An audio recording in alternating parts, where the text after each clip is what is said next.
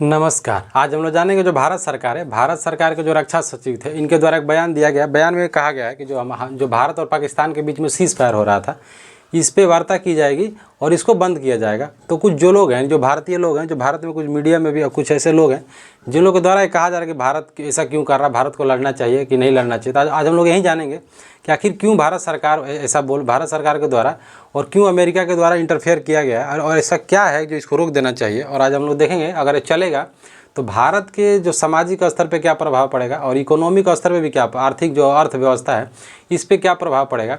तो सबसे पहले हम देखते हैं ये जो लड़ाई हुआ था पहलगाम में, जो अटैक किया गया था आतंकियों के द्वारा, उस पर जो भारत सरकार थे, भारत सरकार के द्वारा वो चला गया, एक ऑपरेशन चला गया जिस ऑपरेशन का नाम रखा गया था ऑपरेशन सिंदूर। इसमें किया गया था कि जो पाकिस्तान के 9 ठिकाने थे, 9 ठिकानों पे भारत के द्वारा एयर स्ट्राइक किया गया, यानी अटैक किया गया।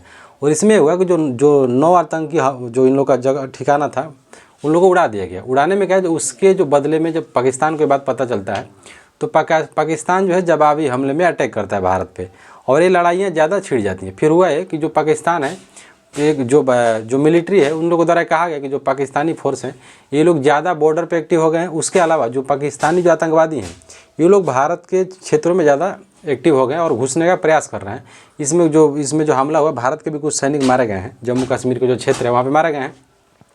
तो आज हम लोग देखेंगे कि भारत को क्यों बंद कर देना चाहिए और क्यों अमेरिका ऐसा कह रहा है। क्योंकि अगर हम लोग कुछ लोगों द्वारा कहा जा रहा है कि भारत को लड़ना चाहिए, तो सबसे पहली बात ये कि भारत अगर लड़ेगा तो सबसे पहले यहाँ की जो इकोनॉमी है वो कोलैप्स कर जाएगी, यानी अर्थव्यवस्था खराब हो जाएगी। अगर लड़ाई इतना ही अच्छा होता तो यूक्रेन और रूस की अर्थव्यवस्था हम लोग देखें तो इतना बड़ा रूस है और इतना ज़्यादा टेक्नोलॉजी होने के बाद भी आप कभी मतलब जो यूक्रेन है, यूक्रेन से जीत नहीं पाया मतलब ये रूस। तो ऐसी बात नहीं है, भारत सरकार कोई भी कदम लेती है अपनी सरकार तो सोच समझ के लेती है, कोई गलत इनसे जो फैसला नहीं लेती है। इसलिए भारत को भी पता है कि अगर हम लोग लड़ेंगे तो हमारा कोई फ़ायदा नहीं हो, क्योंकि हम लोग तो विकसित कंट्री हैं, तो हमें तो ज़्यादा लॉस होगा। और वो जो उसका जो कोई एम ही नहीं, यानी ना उसका इकोनॉमी है ना एजुकेशन है, तो उसका जिस देश का कोई स्तर ही नहीं है, वो बर्बाद भी हो जाए तो क्या दिक्कत है। पर दूसरी बात है कि जो पाकिस्तान है, पाकिस्तान के साथ में जो विकसित देश हैं सारे हैं, जैसे उसके साथ भारत का सबसे बड़ा दुश्मन है चाइना उसके साथ लड़ रहा है। दूसरा बात है उसके साथ ईरान खड़ा है, क्योंकि जो यूक्रेन है, जैसे वो अभी जो फिलिस्तीन और इजराइल का जो वार हो रहा था, तो हम लोग ये इजराइल के साथ देने के चक्कर में ईरान से हमारा रिश्ता ख़राब हो गया, तो ईरान इसका साथ दे रहा है। उसके बाद जो तुर्की है, तुर्की भी इस्लामिक कंट्री है, तो इस्लामिक कंट्री होने के होने के नाते वो दे रहा है किसका साथ, पाकिस्तान का। और इसमें सबसे ज़्यादा लोग क्या कर रहे हैं कि जो ड्रोन टेक्नोलॉजी है, तो भारत सरकार के पास ऐसा नहीं है कि हम लोग के पास टेक्नोलॉजी नहीं है, हमारे पास तो भी है, क्या बोलते हैं ये जो डिफेंस होता है S400 है, लेकिन प्रॉब्लम ये नहीं है, उसके पास इतना ड्रोन है, बार बार मारेगा, तो हम अगर उसी में उलझ जाएंगे तो हमारी अर्थव्यवस्था ख़राब हो जाएगी। और उसका ऐसा नहीं, अगर हम लोग अमेरिका, कुछ लोगों के द्वारा कहा जा रहा था कि अमेरिका के दबाव में भारत काम करता है, प्रॉब्लम ही नहीं है। अगर हम लोग अमेरिका की बात ना माने तो अमेरिका फिर उल्टा हो जाएगा, अमेरिका भी इसका साथ देने लगा, क्योंकि अमेरिका जो है, अमेरिका हमेशा लड़ाई का सपोर्ट करता है। और दुनिया में अगर सबसे ज़्यादा किसी देश के सैनिक मारे गए तो अमेरिका, और सबसे ज़्यादा कोई लड़ाई झगड़ा में उलझा हुआ है तो अमेरिका। इसलिए दुनिया में सबसे ज़्यादा उसके जो सैन्य बल है सबसे ज़्यादा अमेरिका के पास है। तो इसलिए भारत का लड़ना अच्छा नहीं है, और भारत को करना चाहिए कि जो भारत की जो अपनी जो बाउंड्री है, यानी जो जम्मू कश्मीर का क्षेत्र हो गया, तो कहा यह जा रहा है कि लगभग 150 से ज़्यादा वहाँ पे आतंकी छुपे हुए हैं। तो भारत को एक ऑपरेशन चलाना चाहिए, उस ऑपरेशन के नाते सबसे पहले इन लोगों को एक ऑपरेशन चलाओ और इन लोगों को ख़त्म करो, क्योंकि हमें अपने देश को साफ़ करना पड़ेगा। जब ये साफ़ हो जाएगा तो समस्या दूर हो जाएगी।